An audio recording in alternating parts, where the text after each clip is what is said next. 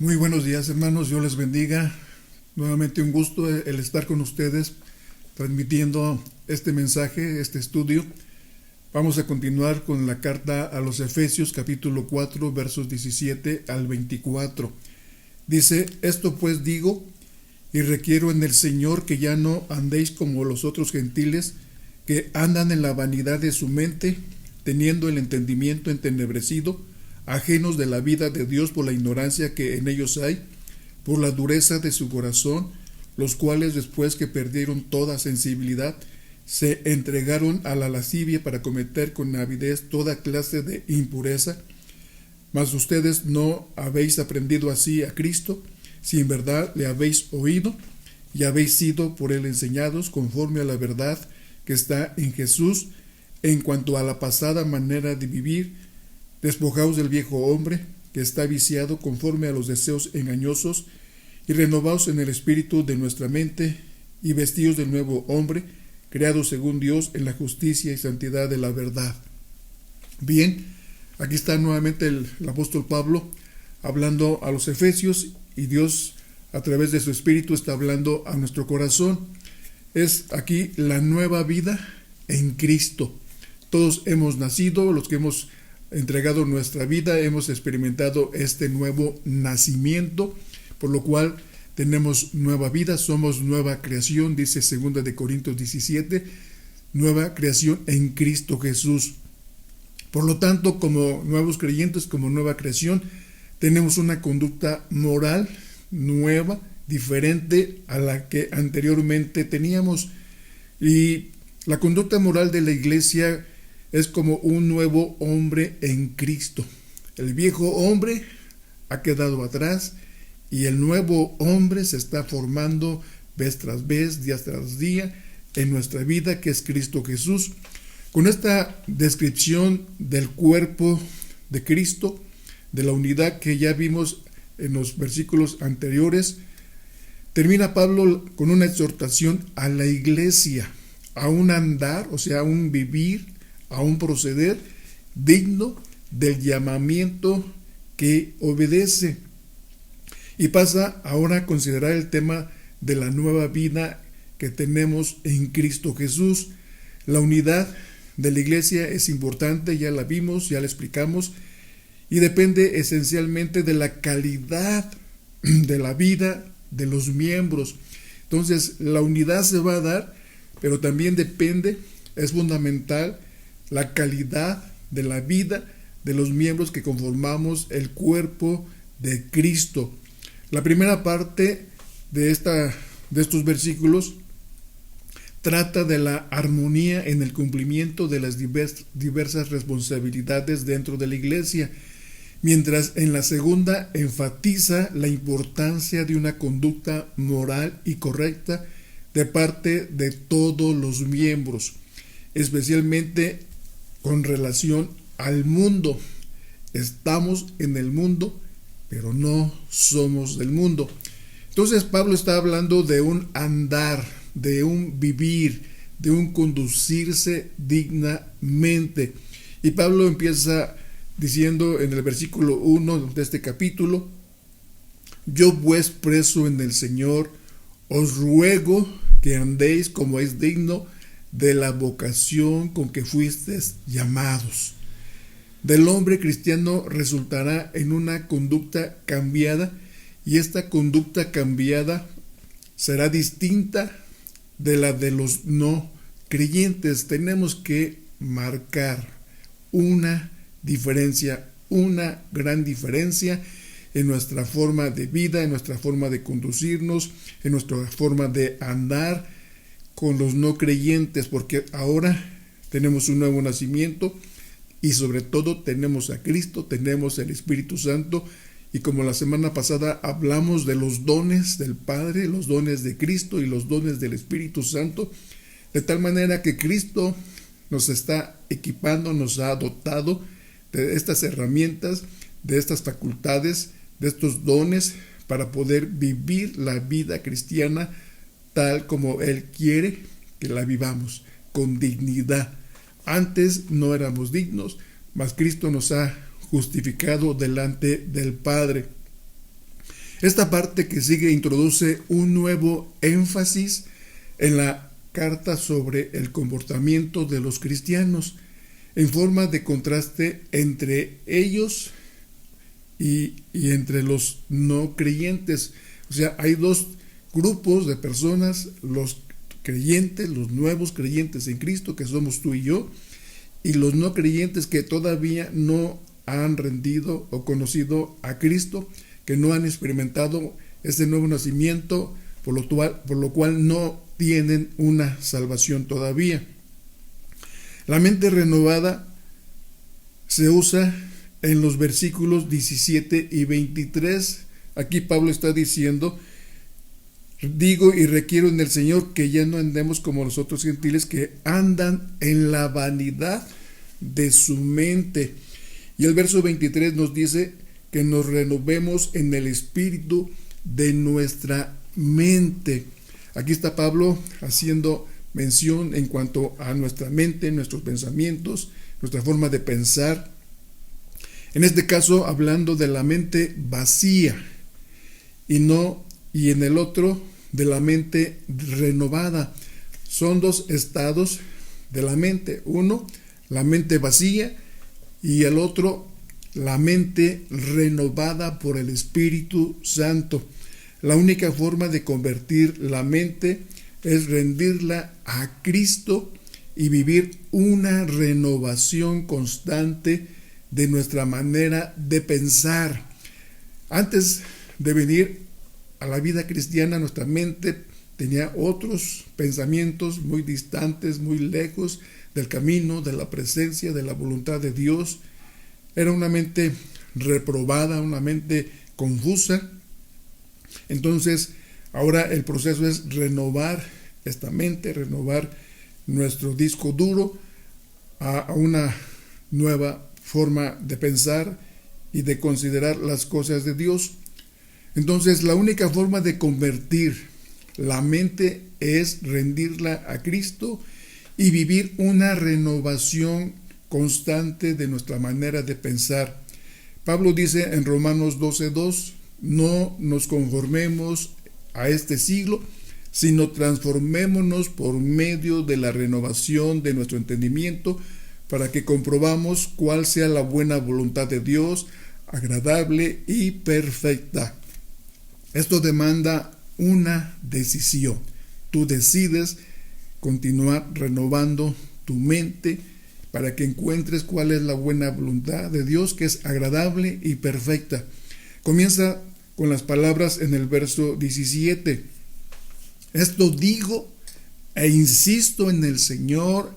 Así Pablo se dirige a los efesios con insistencia, con una persistencia, invocando su autoridad como apóstol junto con la del nombre del Señor Jesús, para ordenarles que no continúen conduciéndose como los gentiles, porque estamos en otro camino. Hemos sido renovados, estamos siendo renovados, hemos sido transformados y estamos siendo transformados día tras día. Las palabras "que no os conduzcáis" nos hablan de una conducta que refuerza la exhortación. Dice: a que andéis como es digno, a la estatura del varón perfecto que es Cristo Jesús. Ese es nuestra modelo, nuestro ideal, nuestra meta es a esa estatura, es vivir en ese estándar, porque ya Dios hizo provisión, nos dotó, nos capacitó, nos ha estado adiestrando, nos ha estado dando las herramientas y los dones, como ya la semana pasada lo expliqué. Entonces dice: que andemos como es digno. La palabra aquí, conducir o conduzcáis, se usa en forma del mismo verbo que se traduce en el versículo 1, que andéis. Y esta misma expresión se halla repetidas veces en esta carta a los Efesios. Reiteradamente Pablo habla exhortándoles a andar, a conducirnos, a que vivamos de esta forma.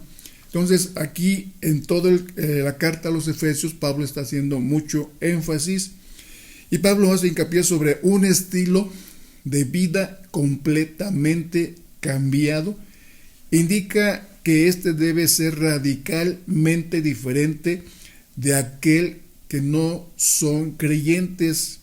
La exhortación contiene lo siguiente: una exhortación general de los versículos 17 al 24.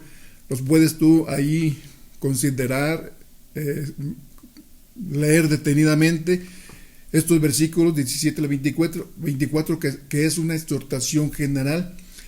Habla también de algunas cualidades que el creyente debe de cultivar en lugar de aquellas que son del viejo hombre, y estas nos habla del versículo 25 al 32. Son dos cosas diferentes. En la exhortación general del versículo 17 al 24, Pablo describe la conducta de los gentiles sin Cristo que los creyentes deben o debemos de evitar. Esta conducta incluye, dice, la vanidad de la mente, el entendimiento entenebrecido, la alineación de Dios, la ignorancia, la dureza de corazón, la sensibilidad perdida, la sensualidad y toda clase de impureza. Esto es lo que nos está aquí explicando en estas dos etapas de esta porción de la Escritura. Esta lista es un inventario progresivo y feo de las faltas y errores de la vida de aquellos que no tienen a Cristo. Eso era nuestra vida pasada, nuestra vida en el viejo hombre, pero hoy debemos de vivir de una forma diferente a la manera de Cristo, en la nueva vida en el Señor. Entonces, todo esto resulta en la confusión, dice, en la vanidad de la mente y el entendimiento entenebrecido. Quiere decir oscuro, confuso, sin luz, sin dirección, en un enajenamiento, alejados de Dios e ignorancia, y la callosidad, o sea, sensibilidad perdida, sensualidad e impureza. En resumen, esto es lo que nos está explicando el apóstol Pablo. Así fue la vida anterior de la iglesia de los creyentes en Éfeso, y así fue también nuestra vida pasada.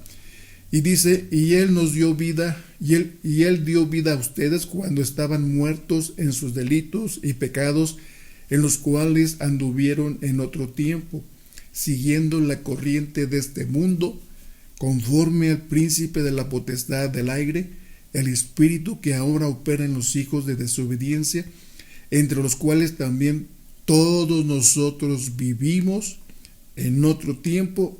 Habla del pasado, en los deseos de nuestra carne, haciendo la voluntad de la carne y de los pensamientos, y éramos por naturaleza hijos de ira, lo mismo que los demás. Esa era nuestra condición, esa era nuestra vida pasada, esa era nuestra vida oscura y vacía, de donde Cristo nos tomó, de donde Cristo nos rescató y nos ha dado ahora una nueva creación, una nueva oportunidad.